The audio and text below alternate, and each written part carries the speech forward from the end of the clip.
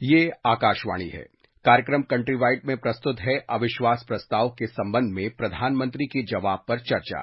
इसमें भाग ले रहे हैं राजनीतिक विश्लेषक विनय कुमार और आकाशवाणी संवाददाता कमल कुमार प्रजापति। 2014 से सत्तारूढ़ भारतीय जनता पार्टी और एनडीए की सरकार के खिलाफ संसद में दूसरी बार विपक्ष के द्वारा अविश्वास प्रस्ताव लाया गया और मणिपुर में घटनाक्रम के मुद्दे पर विपक्ष द्वारा इस बार ये अविश्वास प्रस्ताव लाया गया था। कांग्रेस की ओर से सांसद गौरव गोगोई ने अविश्वास प्रस्ताव का नोटिस संसद में पेश किया और जैसा कि हम सभी जानते हैं अविश्वास प्रस्ताव की जो प्रक्रिया है कि विपक्ष के अविश्वास प्रस्ताव के नोटिस को लोकसभा स्पीकर ओम बिरला ने सदन में पढ़ा और 50 सांसदों का समर्थन मिलने के बाद अविश्वास प्रस्ताव के तहत चर्चा और बहस हुई। विपक्ष की ओर से विचार रखे गए और आरोप लगाए गए, उधर सरकार की ओर से भी प्रत्यारोप और जवाब प्रस्तुत किए गए। कल गृह मंत्री के हमने वक्तव्य को सुना और आज अविश्वास प्रस्ताव को लेकर प्रधानमंत्री के जवाब को भी हमने संसद में सुना। तो विषय पर चर्चा के लिए हमारे साथ मौजूद हैं वरिष्ठ पत्रकार राजनीतिक विश्लेषक विनय कुमार। स्वागत है विनय जी आपका। जी नमस्कार।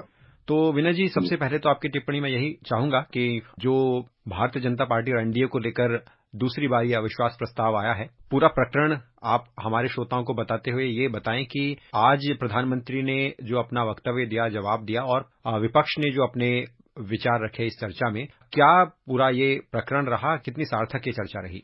देखिए कमल जी, आज तो जहां तक वो प्रधानमंत्री नरेंद्र मोदी ने अपना जो उनका जवाब था अविश्वास प्रस्ताव पर उनकी सरकार के खिलाफ जो लाया गया था विपक्ष के द्वारा, उसके ऊपर तो प्रधानमंत्री ने जमकर बोला और बाद में विपक्षी सांसद जब प्रधानमंत्री मणिपुर की 1 घंटे के भाषण के बाद जब मणिपुर के ऊपर, नॉर्थ ईस्ट के ऊपर बोलने उस विषय को लिया तो विपक्षी सांसद सदन से वॉकआउट भी कर गए थे। तो आज का तो मैं कहूंगा प्रधानमंत्री मोदी काफी पूरी तैयारी के साथ आए थे और उन्होंने विपक्ष के हर आरोप का जवाब भी दिया। जो मणिपुर के ऊपर विपक्षी आरोप लगा रहा था कि प्रधानमंत्री मोदी बोले नहीं, सिर्फ संसद का सत्र जब ये शुरू हुआ था मॉनसून का तो उन्होंने कुछ 30-40 सेकंड की अपनी एक बाइट दी थी, उसके बाद प्रधानमंत्री बोल ही नहीं रहे थे। तो एक अविश्वास प्रस्ताव नो कॉन्फिडेंस मोशन लाने के पीछे जो विपक्ष की मंशा थी, एक ये थी कि प्रधानमंत्री कंपेल हो जाएं, मजबूर हो जाएं बोलने के लिए, क्योंकि उनकी सरकार के खिलाफ ही अविश्वास प्रस्ताव होगा। और दूसरा, आपने एक हिस्टोरिकल पर्सपेक्टिव के बारे में कहा तो 2018 में कांग्रेस सपोर्टेड जो नो कॉन्फिडेंस मोशन आया था तो उसमें के पक्ष में 126 वोट पड़े थे, तो वो भी गिर गया था क्योंकि उस समय भी बीजेपी की सरकार की पूरी बहुमत थी, इस बार भी थी। तो ये तो सर्वविदित था पहले से कि अविश्वास प्रस्ताव तो सफल हो नहीं पाएगा। मगर विपक्ष की जो एक रणनीति थी, अगर ऑब्जेक्टिवली देखा जाए कि इसमें प्रधानमंत्री बोले तो प्रधानमंत्री तो बोले और प्रधानमंत्री ने काफी, मैं समझता हूं कि विपक्ष को आड़े हाथों भी लिया और अपनी जो उनकी शैली है और उस शैली में विट भी था, ह्यूमर भी था, कटाक्ष भी थे। प्रधानमंत्री ने काफी अपने जो जिस शैली के लिए जाने जाते हैं लोकसभा में वो पूरा दिखाई दिया और पूरे समय बोले प्रधानमंत्री। कल गृह मंत्री अमित शाह भी इसके ऊपर बहुत विस्तृत उन्होंने भाषण दिया था। नॉर्थ ईस्ट को भी उन्होंने टच किया, मणिपुर को भी उन्होंने छुआ था। तो प्रधानमंत्री तो अनेक विषयों के बारे में बोले। तो जहां तक विपक्ष की अगर आप देखें स्ट्रेटेजी, जो रणनीति थी कि प्रधानमंत्री बोले तो प्रधानमंत्री बोले, अपनी सरकार को उन्होंने पूरे पुरजोर तरीके से डिफेंड भी किया।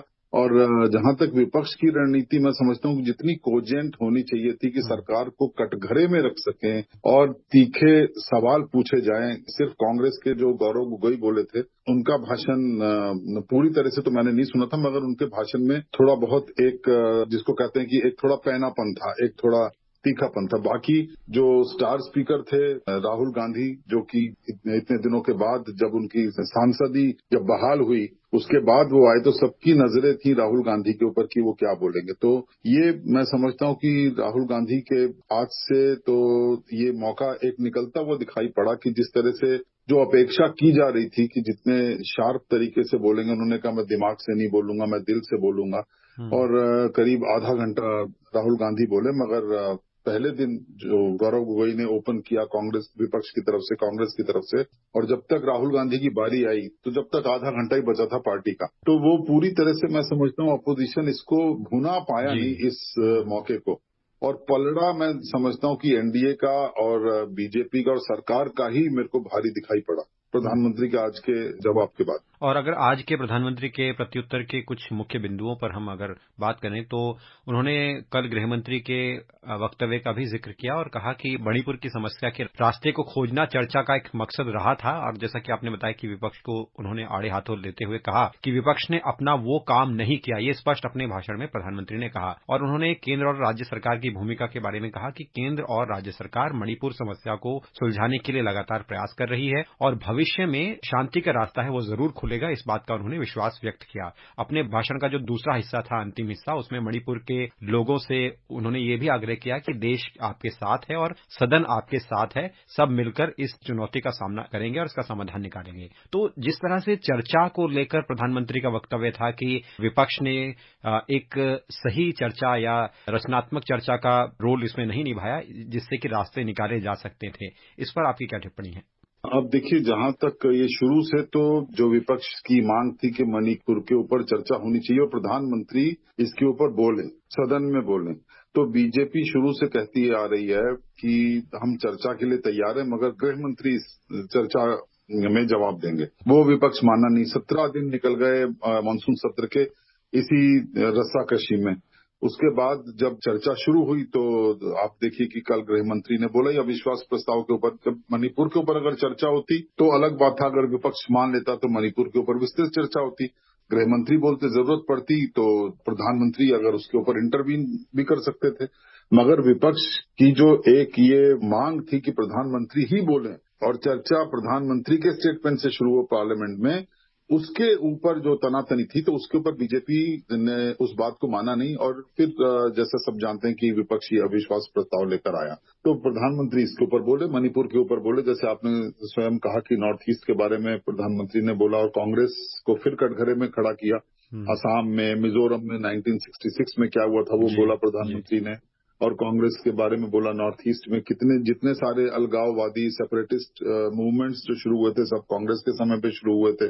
तब उस समय कांग्रेस क्या कर रही थी, मणिपुर में इतनी प्रॉब्लम थी इंटरनल सिक्योरिटी की, लॉ एंड ऑर्डर की, इंसर्जेंसी इतनी ज्यादा थी, तब उस समय कांग्रेस क्या कर रही थी। तो प्रधानमंत्री ने तो कांग्रेस को भी इसमें कटघरे में खड़ा किया और प्रधानमंत्री ने जैसे एश्योरेंस दिया from the floor of parliament की पूरा पार्लियामेंट, पूरा देश साथ में, और ये भी प्रधानमंत्री ने कहा कि ये बिल्कुल अक्षम्य अपराध है जो वहां पर बेटियों के साथ हुआ, बहनों के साथ जो भी हुआ, और इसके ऊपर सरकार बहुत कड़े कदम उठा रही है और जो भी इसका दोषी होगा उसको बख्शा नहीं जाएगा। और दूसरी ओर प्रधानमंत्री ने विश्वास भी जाहिर किया कि मणिपुर फिर आत्मविश्वास के साथ आगे बढ़ेगा, वहां पर फिर शांति की बहाली होगी और विकास भी होगा, और पूरा नॉर्थ ईस्ट का रीजन जो आसियान देश जिन्हें हम कहते हैं, आसियान देशों का जो समूह है नॉर्थ ईस्ट, वहां की इकोनॉमी जो इंटरेस्ट हैं, उसका महत्व पूरी विश्व की संरचना में नॉर्थ ईस्ट का पूरा रीजन अपना एक महत्वपूर्ण भूमिका निभाएगा। तो ये प्रधानमंत्री ने पूरा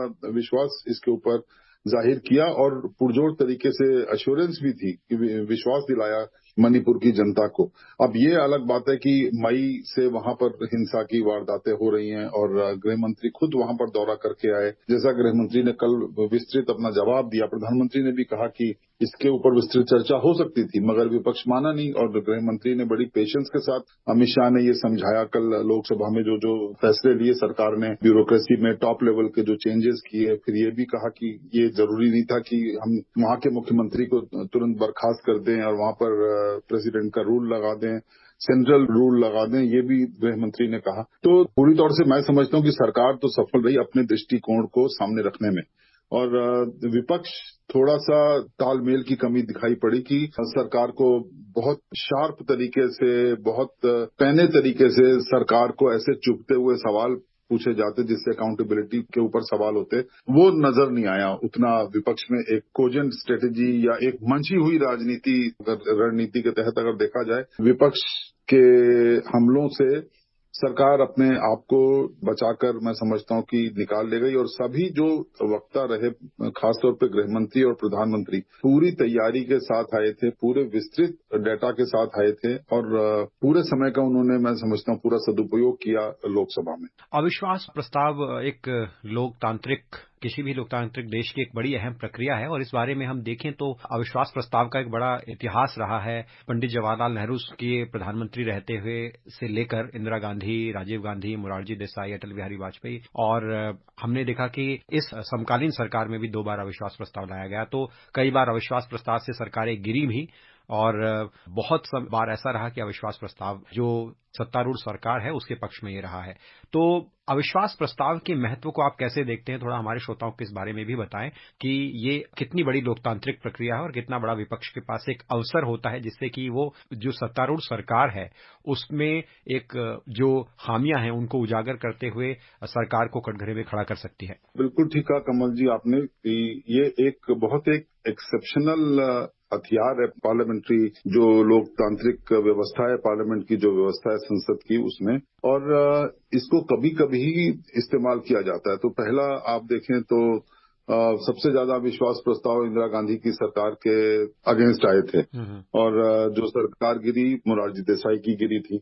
और उसमें ऐसा है कि अपोजिशन को एक तो ये हथियार ज्यादा इस्तेमाल करने से एक तो इसकी महत्व इम्पोर्टेंस होती है, जो महत्व है वो एक तो कम लगता है ये क्योंकि एक्सेप्शनल सर्कमस्टेंसेज में इसका इस्तेमाल होना चाहिए, मैं समझता हूँ। उसी लिए ये अविश्वास प्रस्ताव बना, या तो सरकार बिल्कुल लड़खड़ा रही हो, या सरकार के पास नंबर्स नहीं है, या फिर कुछ इस तरह के हालात पैदा हो गए हों कि जहां पर आप सरकार को पूरी तरह से कटघरे में खड़ा कर सकते हैं और सरकार निरुत्तर नजर आए, बिल्कुल सरकार डिफेंसलेस हो कि अपने आप को डिफेंड ना कर पाए। मगर यहाँ पर मामला उल्टा था। अब देखिए 2018 में भी जो आया था, 2014 के बाद से तो बीजेपी के पास पूर्ण बहुमत है ही। पूर्ण बहुमत की पहली सरकार 30 साल के बाद 2014 में बनी, जो प्रधानमंत्री नरेंद्र मोदी के नेतृत्व में चल रही है अभी तक।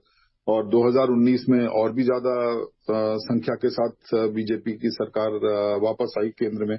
और 2018 में जो आया था विश्वास प्रस्ताव, उसमें से जैसे मैंने पहले भी बताया कि कांग्रेस समर्थित जो था, कांग्रेस लेकर आई थी, तो 126 वोट कुल पड़े थे। तो इस बार तो पिछले अगर 9 सालों में 10 सालों में अगर आप देख लें तो बीजेपी की सरकार के पास नंबर्स तो हैं।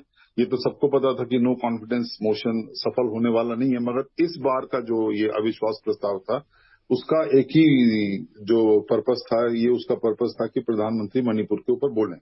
तो वो एक प्रधानमंत्री ने आज अपने जवाब में बहुत सारे पहलुओं के ऊपर विपक्ष को घेरा। मैं समझता हूं कि प्रधानमंत्री अपनी तैयारी में बिल्कुल पुरजोर तरीके से सफल मेरे को नजर आए। और न केवल ये, विपक्ष के ऊपर भी और जो राहुल गांधी के ऊपर भी प्रधानमंत्री ने हमला बोला। तो अविश्वास प्रस्ताव का जो पूरा ये इम्पोर्टेंस रहती है वो कम हो जाती है फिर जब इस तरह के मौके के ऊपर, इस तरह के अवसर के ऊपर अगर अविश्वास प्रस्ताव लाया जाए। और जब आप देखें कि सरकार का बहुत फ्रंट्स के ऊपर, बहुत सारे पहलुओं पर सरकार विफल रही है और आप सरकार को कटघरे में खड़ा कर सकते हैं, सरकार को जवाबदेह बना सकते हैं, और विपक्ष की यही भूमिका है कि सरकार की जवाबदेही के ऊपर सवाल उठाए। तो उस अवसर पर अविश्वास प्रस्ताव के ऊपर विस्तृत चर्चा जो है वो सार्थक लगता नहीं कि ये सफल हो पाया विपक्ष अपने मंसूबे में। अगर बात करें प्रधानमंत्री के वक्तव्य की, तो प्रधानमंत्री ने, आपने देखा कि हाइलाइट्स भी जो आप बता रहे थे, तो प्रधानमंत्री ने 3 उदाहरण भी दिए कि HAL के ऊपर, LIC के ऊपर और बैंकिंग सेक्टर पर जितना विपक्ष ने बोला उतना ही ये तीनों जगह, तीनों संस्थानों ने उतना अच्छा प्रदर्शन किया। तो प्रधानमंत्री अपने काम में प्रधानमंत्री चूके नहीं, और अपनी सरकार की उन्होंने पूरी, जैसे बताया कि देखिए बैंकिंग सेक्टर दोगुनी वृद्धि कर गया। NPA जो नॉन परफॉर्मिंग एसेट के ऊपर विपक्ष घेरता रहा है, उसके ऊपर HAL के ऊपर घेरा था कि HAL जो हिंदुस्तान एरोनॉटिक्स लिमिटेड डिफेंस का अंडरटेकिंग है केंद्र सरकार का, वो ठीक काम नहीं कर रहा, उसके ऊपर विपक्ष ने घेरने की कोशिश की। तो काफी पहलुओं पर प्रधानमंत्री, मैं समझता हूँ कि अच्छे तरीके से, पुरजोर तरीके से अपनी बात रख पाए। विनय जी, बहुत बहुत धन्यवाद, आप हमारे साथ कार्यक्रम में जुड़े, चर्चा में शामिल हुए और अपने विचार हमारे साथ रखे। जी धन्यवाद। अभी आप सुन रहे थे अविश्वास प्रस्ताव के संबंध में प्रधानमंत्री के जवाब पर चर्चा। इसमें भाग ले रहे थे राजनीतिक विश्लेषक विनय कुमार और आकाशवाणी संवाददाता कमल कुमार प्रजापति। ये कार्यक्रम आकाशवाणी के समाचार सेवा प्रभाग द्वारा प्रस्तुत किया गया। इसे आप हमारे mobile app news on AIR और YouTube channel news on AIR official पर भी सुन सकते हैं। इस कार्यक्रम के संबंध में अपनी प्रतिक्रिया आप हमें ईमेल या व्हाट्सएप के माध्यम से भेज सकते हैं। ईमेल का पता है airnsdtalks@gmail.com और व्हाट्सएप नंबर है 92 89094044।